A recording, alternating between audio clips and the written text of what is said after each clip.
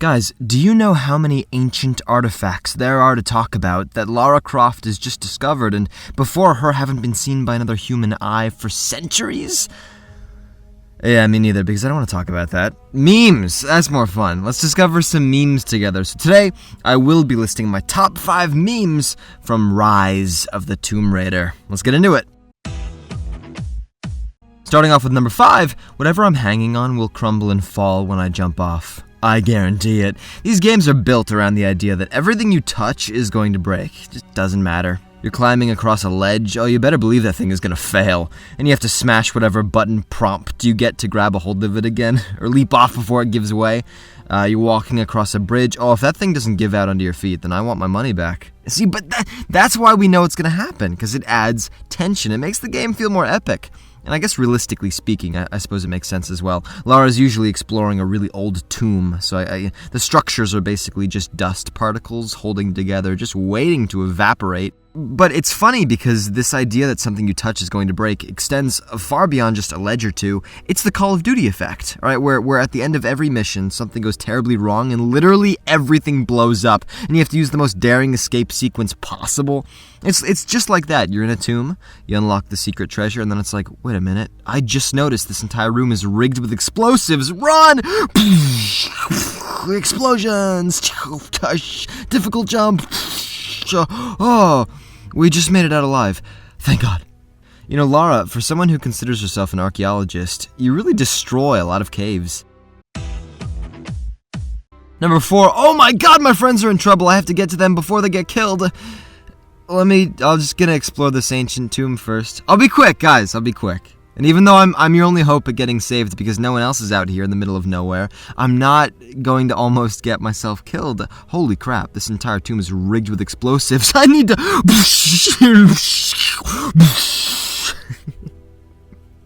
Jonah, are you still alive? See, that's what happens when you add a certain amount of open world elements to a game. It's like, wait, what was the main mission again? I found a bear guarding a cave.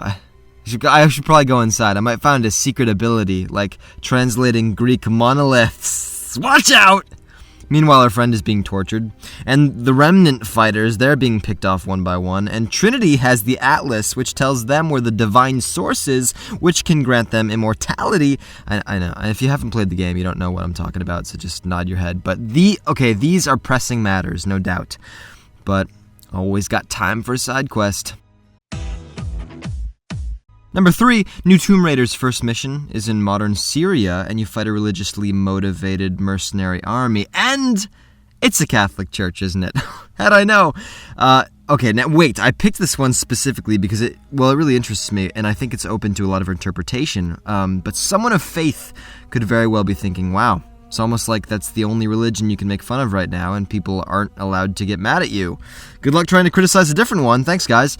And then, of course, you see Constantine. He's the main bad guy, and he's the only one that you see actively praying to God. And he goes on to kill a bunch of people, saying that what God really wants is blood. So a Catholic, or even a Christian audience, may be really annoyed by that. However, on the opposite end, one could argue that the game is pretty neutral and fair with how it tackles this issue, that Constantine, he's just an extreme example of this group. But then you take the remnants, who are a tribe of people that you end up allying with, and they follow their own sect of Christianity, and they're a lot more peaceful. So they live off the land, they're good to each other, and they don't want to intrude on other people's lives. But then you can flip it around again and say, okay, sure, Christianity gets a silver lining, but what about Catholicism specifically? There are hints that the bad guys are getting their orders directly from the Vatican City, which of course is the home of the Roman Catholic Church. So what, is the Pope himself corrupt? So there's a lot of back and forth on how religion is portrayed in this game, but I don't know, that's why I like this meme, because it's controversial and it gets you thinking. Number 2, Tomb Raider, Rise of the Tomb Raider got released. See, nobody cares.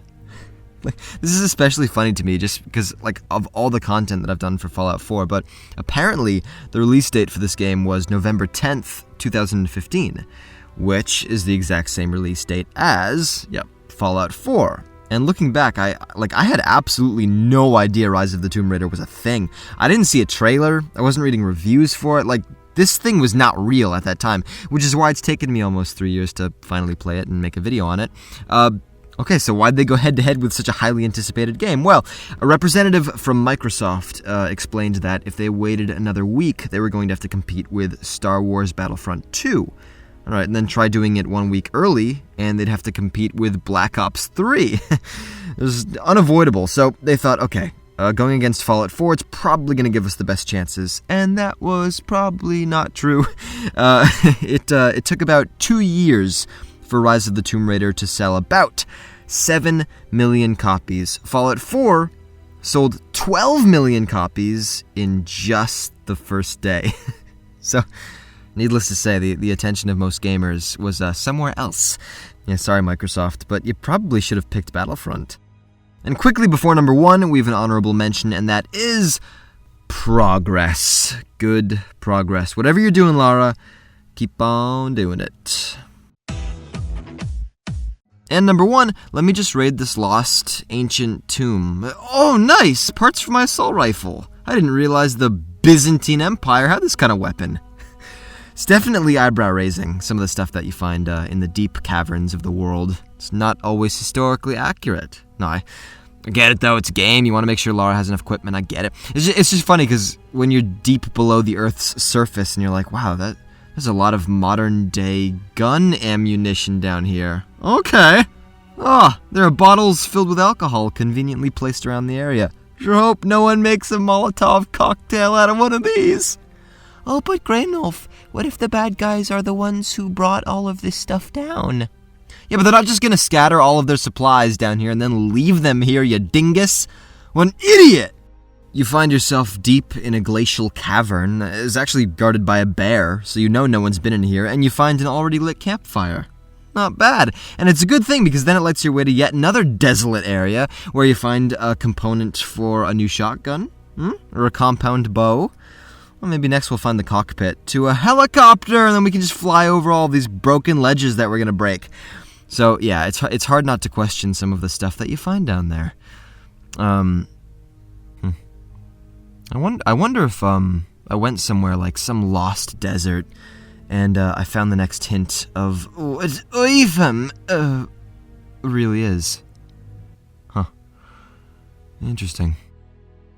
And there you have it, my top 5 memes from the Rise of the Tomb Raider. If you enjoyed the video, please like, comment, and subscribe. And down below, please tell me, is there anything else you would like to add to this list? Alright, thank you very much for watching. If anyone remembers playing the old game where you were in Croft Manor and that old butler named Winston would just follow you around everywhere and creep you out because you would just hear the eerie clinking of his tray, and then you would lock him in the freezer so he couldn't get to you? I'm shouting you out right now. Oh man, those were the days.